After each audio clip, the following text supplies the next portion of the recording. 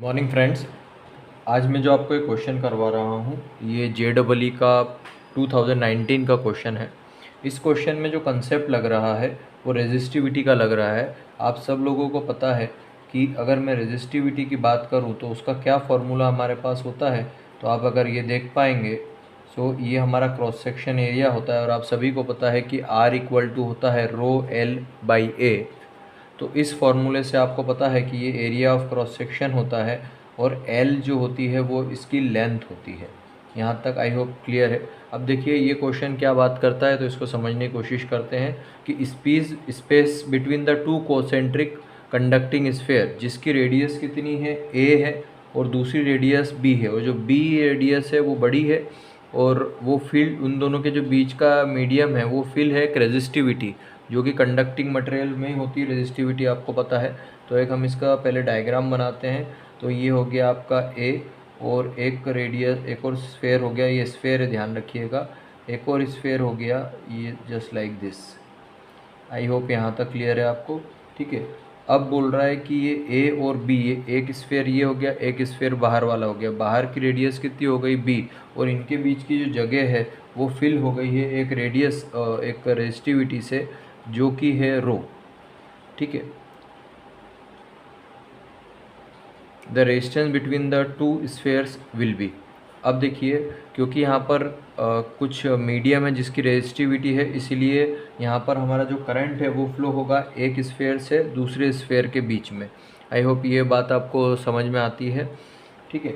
तो अगर मैं इसका अब हमसे पूछा resistance between the two sphere, तो आपको पता है कि R इक्वल टू ρL/A होता है। लेकिन अब इसमें हमको क्या करना पड़ेगा, हमको एक बीच में हमको एक छोटा सा एलिमेंट कंसिडर करना पड़ेगा, ठीक है।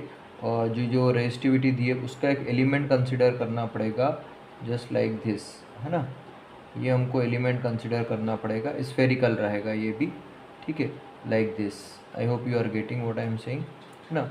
अब क्या करेंगे डियर्स, यहाँ तक आपको क्लियर। तो ये अब अगर आप देखें तो इसमें कंडक्शन एक स्फेयर ये है अंदर वाला और एक है स्फेयर बाहर वाला और ये बीच वाला रेजिस्टिविटी है। तो अब इसमें कंडक्शन होगा, मतलब करंट कहाँ फ्लो होगा, इधर इस तरह से करंट फ्लो होगा। तो ये करंट का फ्लो हो रहा है, मतलब कि अगर आप यहाँ पर देखें तो एक वायर में करंट कैसे फ्लो होता है, ऐसे, है ना। तो इस वायर में जो इस तरह करंट फ्लो होता है तो अलोंग द वायर हमारी लेंथ होती है और परपेंडिकुलर टू द वायर क्या होता है बताइए, एरिया होता है। वैसे इसमें अलोंग द जहाँ करंट फ्लो हो रहा है इस तरफ करंट फ्लो हो रहा है ना, तो ये वाली जो रहेगी ये रहेगी हमारी क्या बताइए dx। ये चीज़ हमारी क्या रहेगी, लेंथ। तो इसको मैं लिख देता हूँ छोटी सी लेंथ, है ना, dx। यहाँ तक समझ में आया। अब इसका हम रेडियस मान लेते हैं, ये जो मैंने आपसे डिस्टेंस कंसिडर करवाया ना, ये वाला जो आर्बिटरी हमने डिस्टेंस लिया छोटा सा, यहाँ तक की सेंटर से यहाँ तक का डिस्टेंस हम x एज्यूम कर लेते हैं, ठीक है। तो अगर आप अब मैं आपसे पूछूँ कि इतना एरिया कितना होगा, तो स्फेरिकल एरिया इसका कितना होगा। तो जैसे मैंने आपको बताया ये परपेंडिकुलर होता है, देखो करंट यहाँ फ्लो हो रहा है तो इसके परपेंडिकुलर। उसी प्रकार से यहाँ पर जो करंट फ्लो रहा है उसके ये परपेंडिकुलर एरिया हो गया। तो ये कितना हो गया बताओ, एरिया विल बी 4πx²। तो आपके पास एरिया भी आ गया, लेंथ भी आ गई। अब हम इस छोटे से जो हमने स्फेरिकल सरफेस कंसिडर करा इसका हम रेजिस्टेंस निकालते हैं, छोटा सा रेजिस्टेंस। तो क्या हो जाएगा बताइए, ρ/dl, छोटा सा length dl and divided by area. तो ये कितना हो जाएगा, ρ/dl। dl कितना देखिए डियर्स, dx, और एरिया कौन सा लिया हमने, 4πx²। यहाँ पर हमको ये बहुत समझना ज़रूरी है कि जैसे करंट यहाँ पर फ्लो हो रहा है तो हम जो डिस्टेंस लेंगे वो कैसा लेंगे, जो इसके क्या हो, अलोंग हो, है ना। तो dx हमने डिस्टेंस लिया, लेकिन एरिया क्या लेंगे इसका एरिया क्या लेंगे बताइए, जो क्या हो इसके परपेंडिकुलर हो। इसीलिए हमने एरिया क्या लिया इसका, 4πx²। आई होप यहाँ तक क्लियर। अब तो बहुत सिंपल सी बात हो गई।